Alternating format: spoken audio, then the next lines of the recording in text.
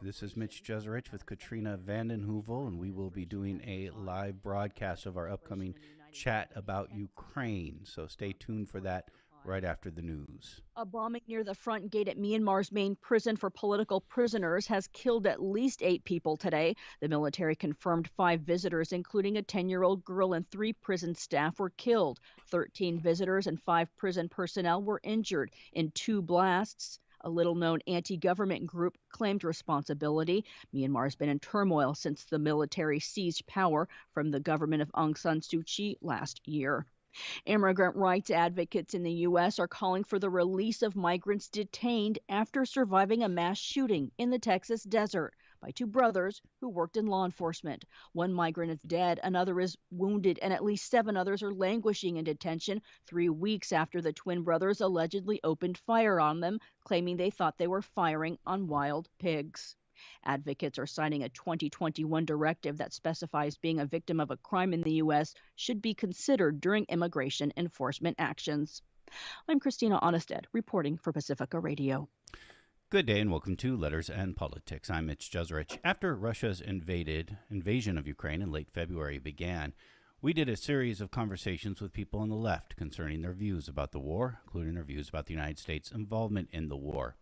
8 months later, tens of billions of dollars spent by the United States and other Western powers in military aid and mass devastation throughout Ukraine with no end in sight, we once again return to these kind of conversations. It's an issue that has divided the left. Now, tomorrow we'll be joined by Zakhar Popovich. He is a member of the left opposition in Ukraine. He supports military aid to Ukraine to fight against Russia's invasion. Today, we are joined by Katrina vanden Heuvel, who is calling on the United States to immediately ease tension in the war and find diplomatic solutions to the crisis. Now, what will be different this time in our series of conversations is we will be taking listener calls. I know many of you feel strongly about these issues.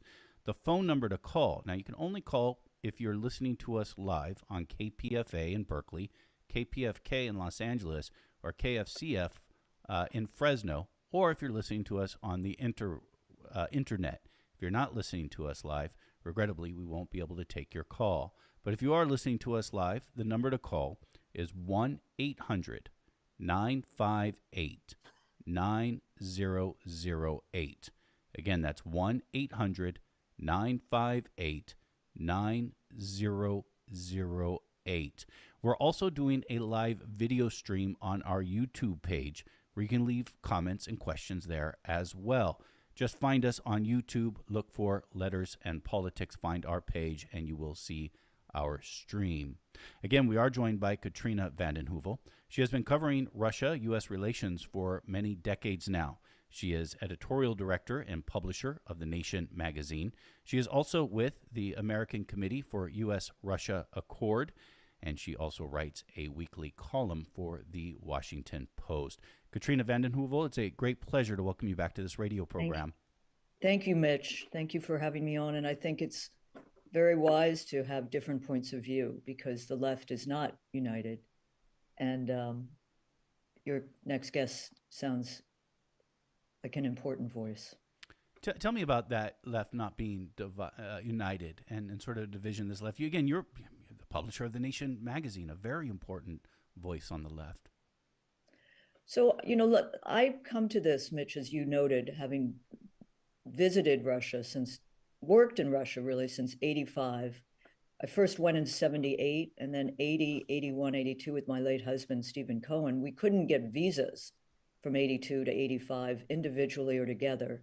A week after Gorbachev, who passed about a month ago, came to power, we did get a visa.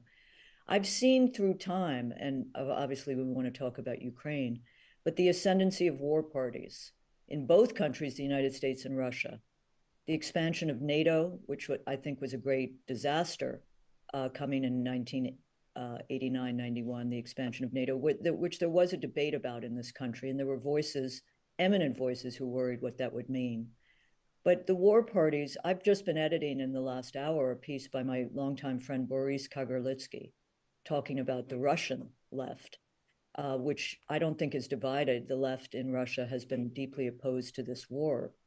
In this country, I think there's,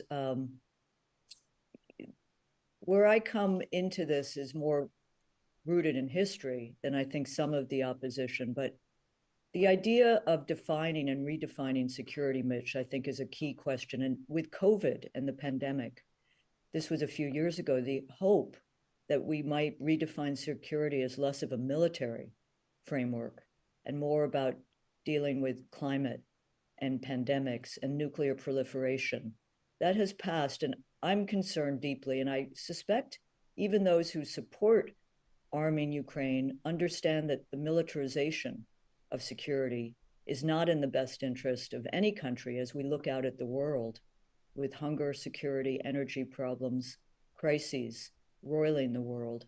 Militarization, military might is at best a short term. It's not going to resolve the crisis of Ukraine. And we're now at a moment, Mitch, proxy war essentially between the United States and Russia, which is why I wrote the other day, as so many have on the anniversary of the Cuban Missile Crisis, that those lessons are urgently needed. We are closer now to nuclear conflict than at any time since the Cuban Missile Crisis, which is not about security. It's about staggering insecurity.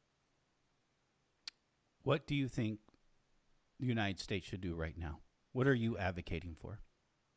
I advocate for beginning of back channels at a minimum, that there's talking underway, that the United States be involved, but that other countries. We know, Mitch, that there have been several efforts since the disastrous war launched by Russia and Putin. For example, in March, former national security, she was in the National Security Council, Fiona Hill, scholar Angela Stent, reported on attempts to negotiate some kind of ceasefire between Zelensky and I believe the Turkish leader was involved. And Boris Johnson, then the British Prime Minister, flew to Ukraine. We don't know exactly what he said, but any attempt, even in these angry days, to launch a back channel seems important on the road to a ceasefire.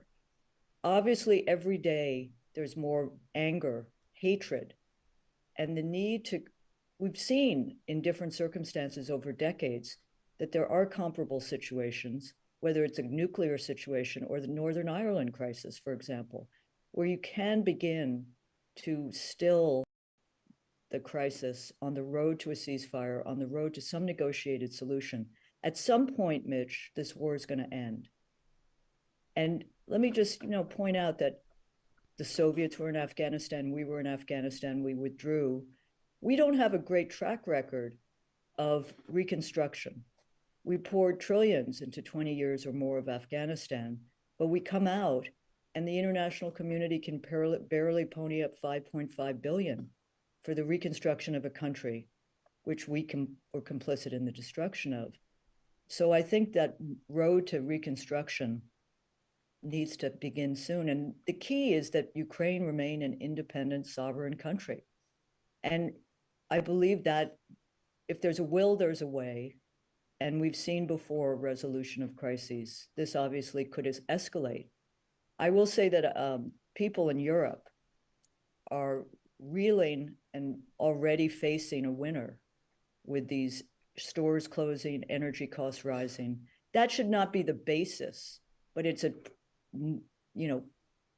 leads toward how do we begin? How do we begin to find a resolution? It does seem like this is a critical time. Winter is coming. It gets very cold in Ukraine. We know that. What is the off-ramp, Mitch? That's the question, because if it's continuing to fund, and I know, 100 billion, I think, has been brought into Ukraine and different, there's also the advising of Ukraine. There's the ongoing proxyization of this war, so that in Russia, by the way, the regime is able to present this as a battle against NATO and the West, which has more potency than a battle war against Ukraine in the context of so many Russians have family or intermarried Ukraine, the closeness. So the ability to find an off-ramp sounds cool and cold-blooded, but it's real in the context of more escalation, military escalation. What is that going to bring? More death, leading to possible nuclear escalation. And we haven't talked about Putin. I've always felt as a journalist in these last 20 years, the fact that so much of the coverage of Russia has been Putin, Putin, is in this country, we tend to personify countries. And, what I think is important, and the American Committee on U.S.-Russia Accord, which I'm involved with, you mentioned, has scholar Marlene Laruelle, who's an expert on the Russian nationalist right. That is the major force in Russia right now. It's a war party. It is pushing Putin, who is part of this party as well, but has other referee qualities, is pushing Putin to be tougher, to take the gloves off, to move in more aggressively. So in both countries, I think the military, the hawks, ascend in times like this so that there are cooler heads without losing sight of the staggering brutality and barbarism of this war that are needed to resolve toward a ceasefire. About Putin, you've covered Russia for a very long time. In the past, Putin has been always seen it kind of goes back and forth a little bit, but for a while now as an adversarial figure to the United States, but somebody who is still rational. Now he's oftentimes portrayed as being somebody who's not so rational. What is your take on Vladimir Putin and our perception Again, of him? I take to history. When Yeltsin, and it's interesting to me that Boris Yeltsin, who was a favorite of the Clinton administration, is rarely mentioned. It's an important segue between Gorbachev into Putin. Putin's first act in power was to give Yeltsin and his family immunity from corruption trial. When Putin came to power, the nation was worried about authoritarian tendencies. The Wall Street Journal and New York Times thought he was Yeltsin without the drinking. 24 years in power. Chechnya, the second war in Chechnya, Yeltsin launched the first, is a small template of what we're witnessing in Ukraine in terms of the barbarism of methods, but also very important, the demoralized troops, the troops without adequate equipment or training. That was a highlight of Chechnya on a smaller scale. And then, Putin gave a speech at the Munich Security Conference, I think it was 2007, the height of Iraq war, where he said this is no longer a unipolar world, which is in reality the case. But Angela Merkel and McCain and Lieberman sitting in the front row were horrified. And McCain comes back to the United States and says, Russia's no longer on its knees. This is dangerous. And I think in that, certainly Putin's actions, but in that became a demonization of Putin, which has played well, because to demonize is to lay the groundwork for ongoing conflict and adversarial relations. And I have to say, as we sit here facing possibly the first nuclear danger since the Cuban Missile Crisis, the United States, thanks John Bolton, withdrew from the Anti-Ballistic Missile Treaty. Then Trump withdrew from Open Skies. Obama kind of did a small start nuclear deal. But the scaffolding of nuclear arms control agreements has been shredded, mostly by the United States. So then I come back to NATO. I'll stop here, but there was a deal on offer, which Putin was a part of, called the Minsk Agreement. This was 2016, which was Germany, France, Russia, Ukraine. And there were deals, there was a framework on offer where Ukraine would be free and sovereign, and there would be agreements. Some dismiss it, some dislike it, some think it was a sellout, but it was on offer. And Putin at this point, I think there's a lot of talk, Mitch, about after Putin. It's possible. I think he's lost the legitimacy, not since he lowered the pension age and cut pension payments in 2018, has he been as unpopular inside Russia because of his mobilization. And I think he didn't want the mobilization of war, because now the country is keenly aware. Boys are coming back in zinc coffins again, as they did in Afghanistan, and people around the country are beginning to protest. As in our country, the working class, low-income people get hit the hardest. But Putin now, I think, is consigned to history as this is the greatest strategic blunder. He's lost legitimacy. It's unclear what's going to happen inside the country, but certainly 24 years in power is a long, long time, and the need to find succession will be on the minds of many.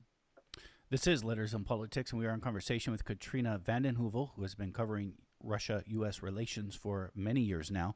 She is the editorial director and publisher of The Nation magazine. She also has a foreword or a prologue in Medea Benjamin's new book concerning the war in Ukraine.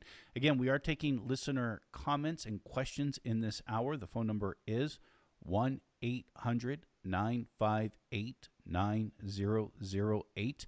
1-800-958-9008. We are also live streaming our conversation on our YouTube page. Look for Letters and Politics. There, you can even leave a comment or question there that I can read on air. Just look for Letters and Politics on YouTube. When we began our chat, Katrina, I forgot to make that our link public, but but I did pretty early on, so it is public. So if you went there at the very early stages of our chat, go back there. It is public now. Katrina, Mitch, I wanted to just say one thing. It's critical that you're exploring views on the left, but the failure of our media system in terms of coverage of war and peace, we don't get a range on our screens, pixels or screens. The militarization of coverage. I think of the press briefings at the White House where there are questions about how much more aid, military equipment, or the generals and military people who have investments in the companies that are going to make out like bandits. We deserve better. We deserve a debate about how to find a way forward that's not more war. Certainly the coverage of the Ukraine war in the first month or two was staggering in its comprehensiveness, which I think was important. I think if people see war, maybe there's more resistance to the smooth rolling out of military equipment. It would be good to see more war. I mean, we don't want more war, but if there's going to be war, people should see it. And we did with Ukraine. Now it's off the screens. It's really not on the radar fully politically as we enter the midterms. Different issue. I think, but the media is doing a disservice with the range of people, essentially representing the Mickey Mac, as Ray McGovern calls it. It's no longer the military-industrial complex. It's the congressional, internet, other complex. And I think there's a much wider range of views in this country, not just on the left, but among this country, in this country, and in other countries. What is your take about what's happening on Capitol Hill and in Washington in general? We spent tens of billions of dollars in military aid to Ukraine, largely supported, mostly supported, maybe unanimously supported up to this point by Democrats. We have heard some progressive lawmakers start to question the accountability of doing this, but still vote for it. Most of the opposition, and not a majority of Republicans, but most of the opposition we get to this is coming from Republicans. For very little. Yeah. Well, as you know, Mitch, the one big bipartisan sort of support, the bipartisan issue is I don't call it the defense budget, the war budget has bipartisan support. And in fact, the Congress poured more money into what Biden requested. I think the Russia issue has become even more difficult for Democratic progressive Congress people because of Putin. And, we're not going to talk about it, but Russiagate, the view that Putin was Trump and Trump was Putin, played big out of Hillary Clinton's campaign into this moment. We're still grappling with the Steele dossier, which is being revealed clearly as a fraud. But the demonization of Putin lays the groundwork for a belief that he's the incarnation of all evil. It's more complicated. He's, it's not black and white, it's gray, black and white. I think it's a danger that it's been so, quote, bipartisan, the support. We are seeing the beginning of a letter on Capitol Hill led by Pramila Jayapal, Ro Khanna, others, essentially seeking diplomacy, an escalation of diplomacy, not weapons, and finding a way toward off-ramp. But it's small. People who've organized the letter say it's never seen as tough a uphill struggle to get more signatories.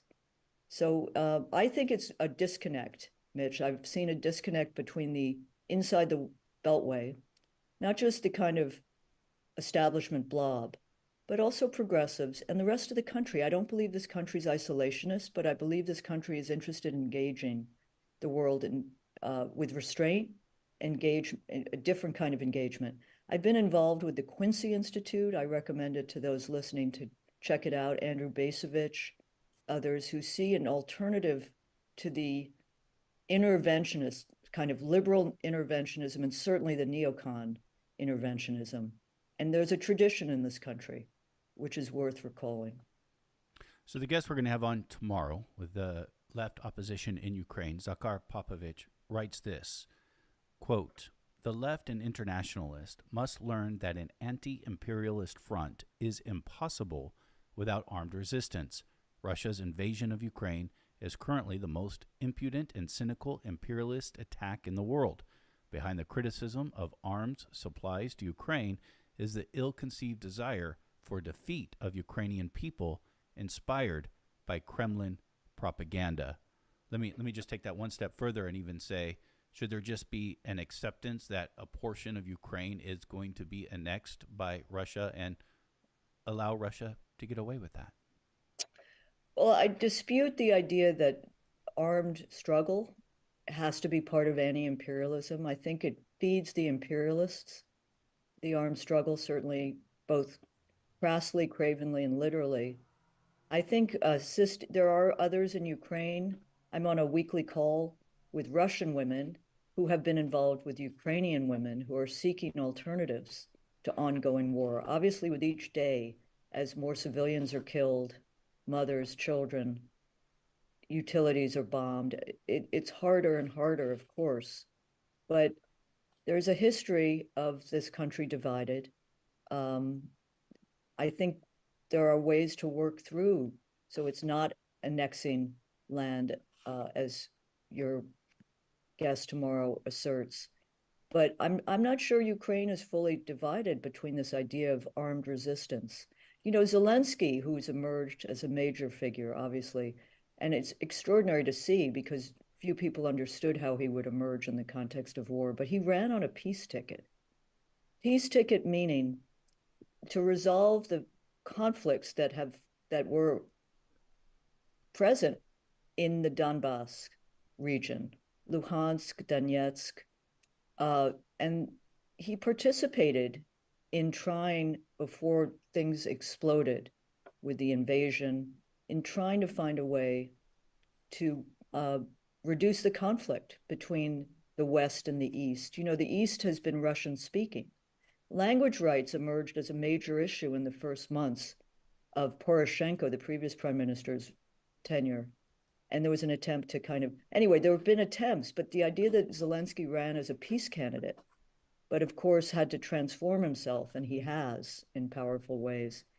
But your guest tomorrow, that is one way of thinking about it. There are allusions to the Spanish Civil War, for example. I was going to ask that. Yeah, I mean, because we would lament today that the United States did not support the Spanish Republic. But I think one of the problems we have, Mitch, is lessons of history.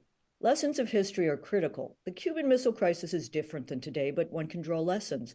But the lessons so many establishment policymakers and others return to is appeasement, 36, 37, 38, Hitler, Neville Chamberlain. This is more reminiscent, according to some serious scholars, of 1914, even the turn of the century, geopolitical conflict. But the rush to kind of frame it, as I suggested earlier, is not helpful in terms of thinking through or resolving. Of course, people feel for you want to be helpful and be there for Ukrainians, but I'm not sure armed weapons is the way. We better stand with Ukrainians when there is a final kind of resolution. Zelensky has said the country will need, I believe, is it $7 billion a month?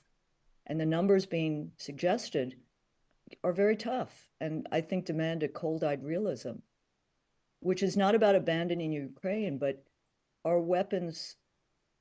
Let's have a similar, at least a track two of as much energy being put into the training, the escalation of weapons, the intelligence, as into finding a diplomatic resolution. Usually, before there is a diplomatic resolution, I want to get to callers as soon as I can because our lines are full, as you can imagine. But before getting to, isn't it normal before you get to a diplomatic solution to actually escalate so that you are what in have the we been doing for the last potential? months, Mitch? I mean, we've escalated to a point which is a high point, right? I mean, you could argue that the idea, which is certainly an idea, that you arm yourself so that you're at a better place at a negotiating table. I think we're there. I mean, the more weapons poured in, you're heading into winter, which is, you know, an issue.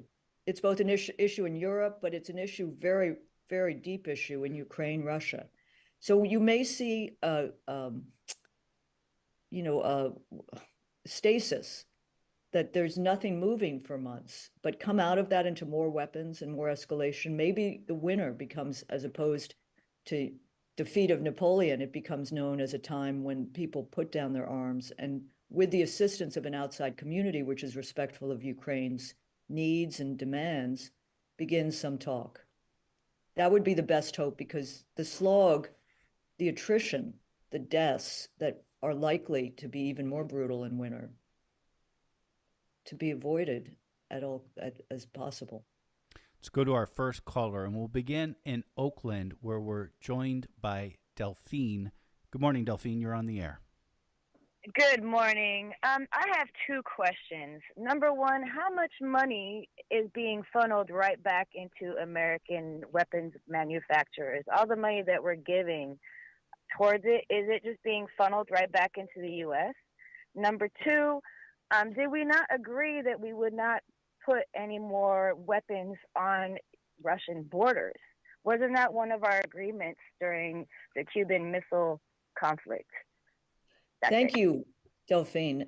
Just to take the second question first, no, but that was not, the agreement was that the United States took missiles out of Turkey, Jupiter missiles, NATO expansion, and the placement of anti-defense military equipment.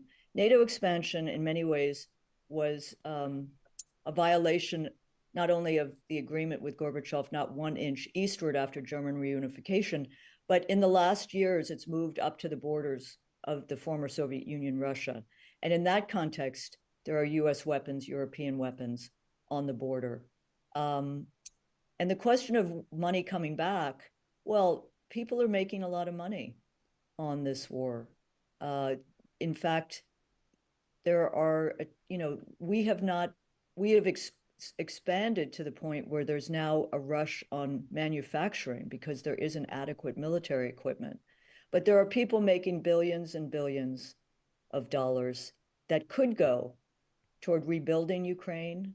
I do believe Mitch's question is relevant, but that there has been enough escalation, and Ukraine has shown its mettle on the battlefield to a point where you could go to a table for negotiations, with Ukraine having a strong hand. But the money piece could be used in so many more productive ways in terms of the world's interests and needs. A couple of comments online on our YouTube page where we are streaming this live. MK946 writes, "It is unfortunate that Ukraine is caught between two centers of capital, Russian state oligarchy and Western neoliberal institutions like World Bank and IMF that require Ukraine's destruction." And then John Prester writes this, and this was about Zelensky, and I've heard this before from the left, some on the left saying Zelensky didn't run, he was installed.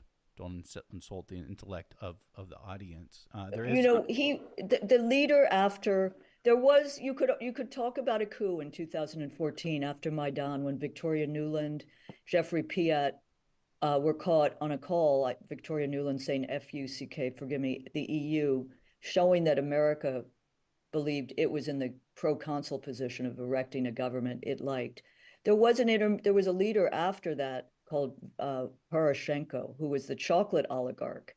Now, he may well have been installed, but there was an election which was, you know, semi-fair, And Zelensky was, you know what he was, watch the HBO. I mean, he was dancing with the stars. He was the Paddington Bear voiceover.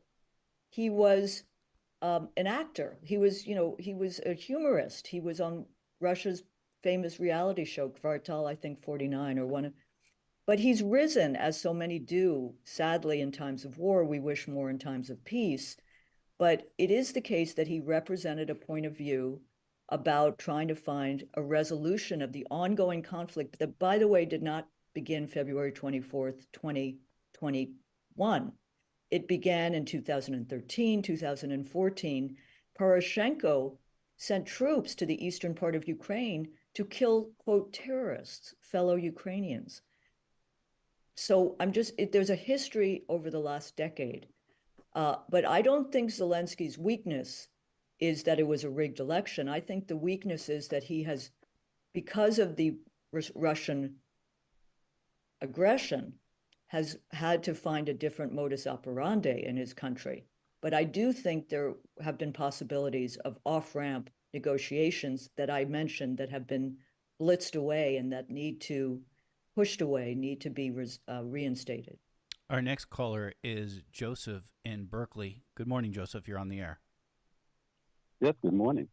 Thank you very much for opening up the phone lines on this, Mitch, because really the only dissent and the best argument that you hear against this U.S. War is from people, from progressives, not only progressives, but from people in the public. Unfortunately, we've been hearing all these Cold War liberals, like those from the Quincy Institute, come and misguide the public about the true nature of this war. Chris Hedges agreed with me when he was recently in Berkeley that the entire reason for this war, the entire reason for the expansion of NATO, when there is no more Warsaw Pact, there is no more Eastern Bloc, there is no more Soviet Union, is to once again hugely feed the military-industrial complex hundreds of billions, if not trillions of dollars. That is the entire reason for this war. That is the entire reason for provoking Is Russia. that why Russia invaded Ukraine? I was just about to mention that. That was the entire reason that Russia has been provoked into this war. You don't have to like or dislike Putin to understand that. It was provoked in this war by the steady expansion of NATO. Russia, Putin waited patiently for many years when he protested this expansion. And now that it's reached an existential threat from the perception of the Russians, which the late Stephen Cohen certainly understood, and I sorely, and many people sorely miss him, this is the reason that this is happening. And the people of the world have been immiserated. Gas prices in the United States have been skyrocketing. Inflation is rampant.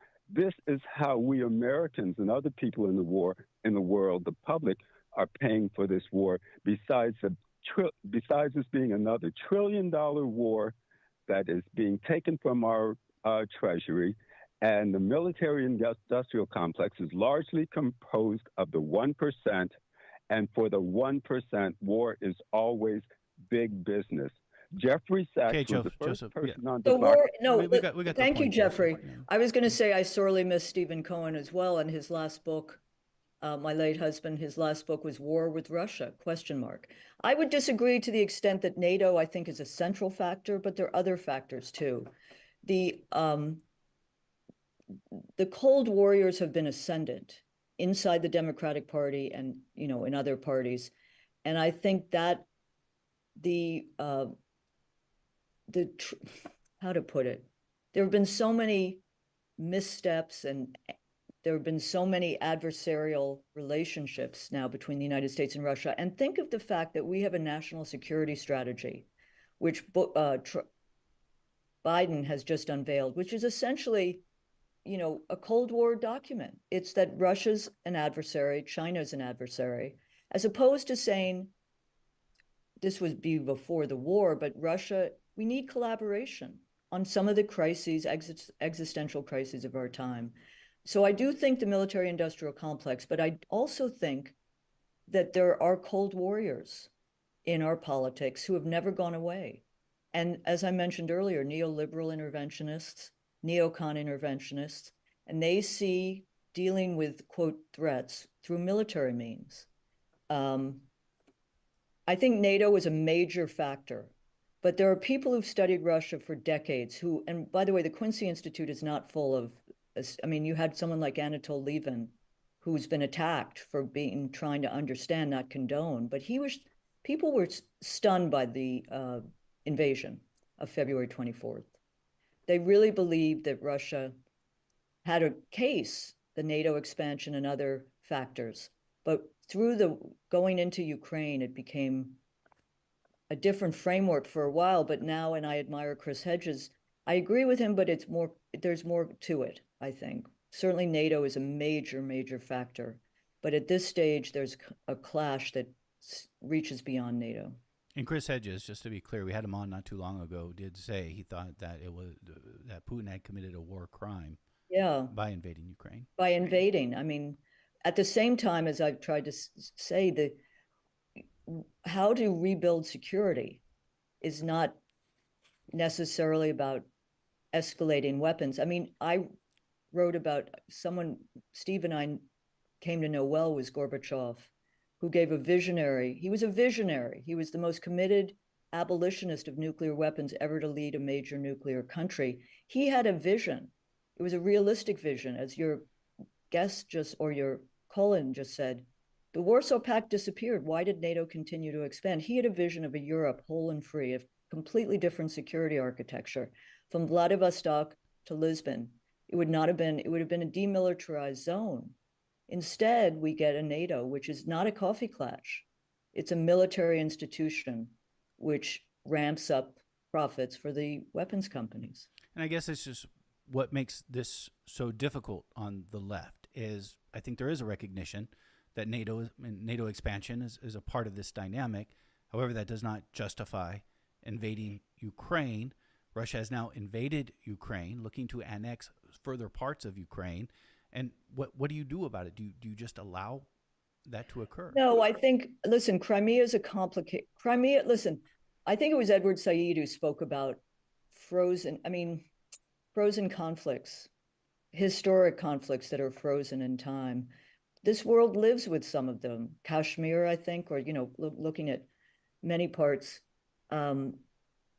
I think Crimea has to be part of an international referenda if we ever get back to that footing. And I think the Minsk Accords, which I ask your listeners to go read up on, had a way of resolving the Donetsk, Luhansk, Donbass region issue. Everything is now both new, but also returned to some of the factors that were in play before the war. And it's not appeasement, it's trying to find a resolution that will leave a Ukraine whole and free and begin to end the killings. The killings go on, and it's not clear what the goal is. We've been in wars like this where it's the fog of war. There's a brutality and a horror that is clear, by the way, to the mothers in Ukraine and in Russia who are welcoming back zinc coffins, as the great Nobel literature writer Svetlana Alexeyevich from Belarus writes about in her book Zinky Boys or Secondhand Time. I mean, there's a humanity that is hard to associate with the barbarism of this war, but there's barbarism beginning with the aggressor, but in war, there's barbarism on all sides. It's the nature. We don't hear as much because a lot of our reporting, some of it's very good, but much of it is sourced from Ukrainian sources.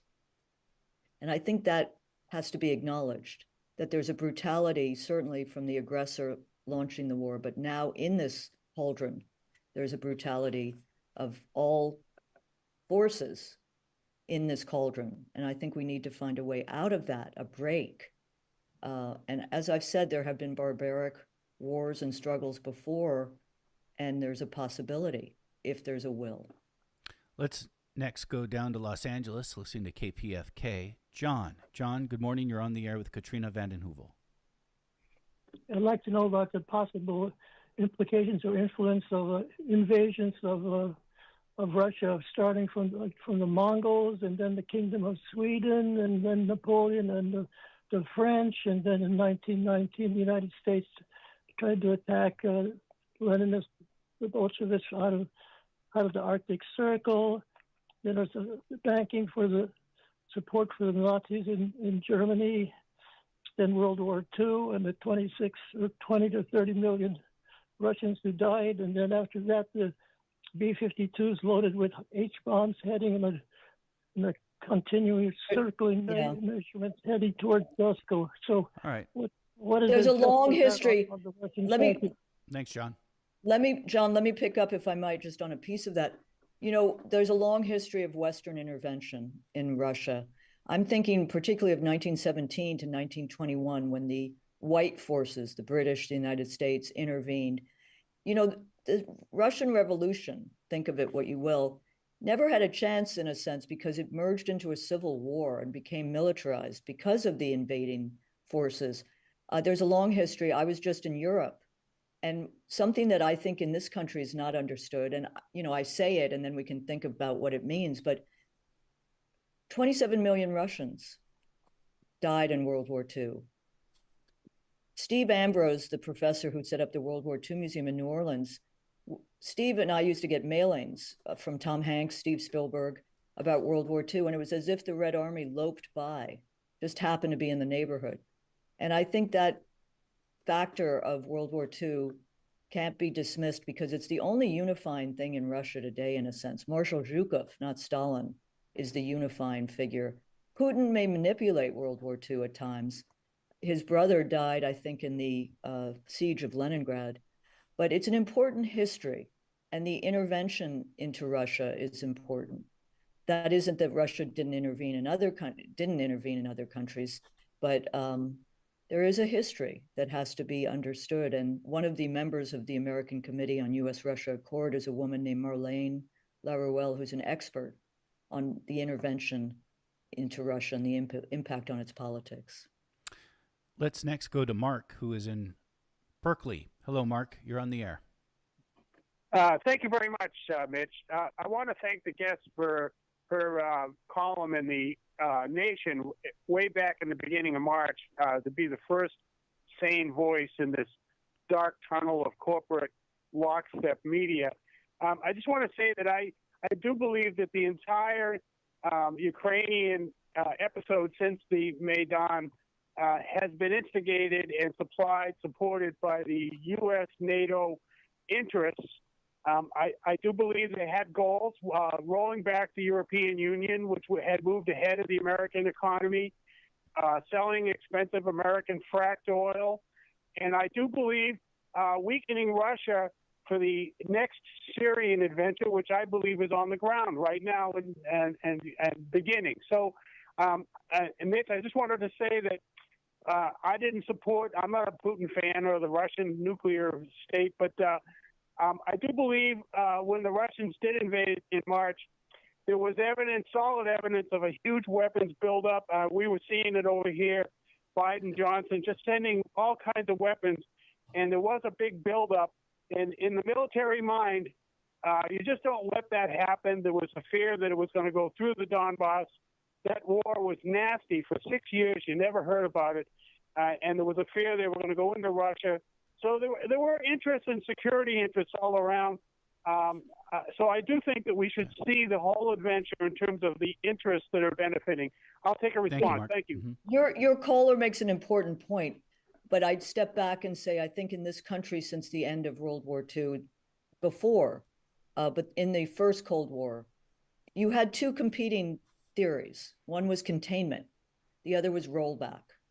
And I think rollback has won out at the moment in the context of U.S. foreign policy, where you have, I forget which general kind of, where a gaffe is really the truth, spoke about, you know, bringing Russia down, about regime change in Russia. And I think that may be a goal which is far beyond defense of Ukraine as a sovereign, independent country. That has been on the planner's books for years and years. And there is kind of a sense that is, you know, renewed. I remember in the 50s during the McCarthy period, which was my area of study, watching films of parades in New York City of the captive nations. The captive nations being the Baltics, Ukraine, Eastern Europe. And I think there's a sensibility now in the kind of depiction of Russia as an aggressive force, that they need defense. And they're seeking defense, and they have powerful constituencies in this country, often aligned with defense companies. This is not popular to say this, but there, do you remember Donald Rumsfeld during Iraq, where he spoke of old Europe and new Europe? There is a divide. And by the way, the idea that this war is going to make Europe coherent and independent and powerful, Europe is dividing in ways that feed the Rumsfeld craziness. In any case, there's a tragedy here, but we need to return, it seems to me, to a containment that is both for US security, but also allows nations to be free and independent. But the militarization, and I'll end here, your caller is right that the cost of it, not just the cost of war in human terms, but the cost of war and casting out other ways of living and feeding the beast of cost of military equipment really sap, I think, the possibility. On our YouTube stream, Pacheco Roan asks, what is your view of the attacks on the Nord Stream pipelines? Yeah. A lot of speculation. Very, very dangerous. I don't know their interests at play. You can look at those interests and kind of try to factor in. But it's going to, as I said, Europe is reeling. Small stores are closing in Germany and the Netherlands. Britain is a disaster. Energy costs are increasing. Bills are increasing.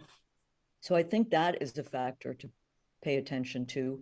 And sadly, I think those who believe the climate crisis is our major challenge, we're witnessing a rollback, a regression in Europe around the green issue. I mean, when did nuclear power become a green power source? These are serious. How do we rebuild a climate movement in the context of war and shortages and anger? But Nord Stream, there is a lot of speculation who did it. Well, who did it? There's a lot of speculation. Was the United States but we know it? We know it escalated the war, just as, by the way, the killing of the right-wing philosopher's daughter, Dugina, in August was an escalation. So their interventions, who done it, et cetera. We do know now, by the way, that the U.S. government leaked that the Ukrainians were responsible for Dugina's killing. And I wonder if that was a preemptive move so as to distance itself, the United States, from the bombing of the Kerch Bridge, which links the mainland and Crimea, because that too provoked Putin, to bomb Kiev. I mean, it was an escalation. And so there are forces in any conflict. There's a history on the eve of, say, a diplomatic meeting of subversion by violence or military means to avert that diplomatic possibility. I mean, it's interesting. Right? At a time of war, right? There are people out there that firmly believe the United States was behind both the bombing of the bridge and or Ukraine was. Well, here's the problem, Mitch. And then the problem is it's become a proxy war. I mean, I guess the point I want to say is, I don't know what to believe. The fog of war is so overshadowing, but what we do know is it's an escalation. I mean, and what we, it's hard to know, but I do think what's dangerous is that the United States is all over the escalation, and not just the escalation, the stories that are being reported about the US offering intelligence guidance, which, by the way, the Ukraine doesn't have that capacity. Maybe it's developing it in the context of this brutal war, but the United States has enabled. And, it's hard. The problem is that at some point, the United States, I don't know, will there is already a kind of impatience with the money. At some point, the United States will not be doing what it's doing every day. And at that point, Russia, does have more overwhelming might. So you have an endless war. I think the endless war idea is a terrible one, but you have to, it's so complicated. And I wish I was more, how to say, just raw, just knew, as you just suggested, Mitch. It's hard to know. It's a complicated situation. It's not, Iraq, in my mind, was a disaster. Just from the get-go, the nation was, I think, one of the few liberal places, progressive left, just no, this is a disaster. Now everyone says, what a disaster, but this is a disaster. And I do believe that there is a history of responsibility the United States bears, but in the last few years, it's been more complicated. And in the last year, with the Russian invasion, it's more and more complicated. We're down to our final 30 seconds, but the point I was really trying to hit there is on the left, when we talk about this divide in the left on the situation, you have people who are very sure that the bombing of the pipelines was done by Russia, and on the other side, very sure that the bombing was done by the United States or Ukraine. And to me, it's like, I have no idea. I don't know what to believe. What I am sure about, Mitch, though, and it's hard to say because it's such a horrifying time and war, but that if this war goes on, the escalation may lead to a nuclear conflict. It will lead to more dying. And as I said earlier, we don't have a good track record of being there when the war ends and a country needs to be reconstructed. And so I just think the sooner there can be an off-ramp, the more important. Well, we have the tyranny of the clock in broadcasting, and it is now imposing its will. We do have to wrap it up there. Katrina vanden Heuvel, publisher of The Nation magazine, thank you for doing this with us today. Thank you. And that does it for Letters and Politics. The show is produced by Deanna Martinez. Kirsten Thomas is our engineer. I'm Mitch Jeserich, and I thank you for listening.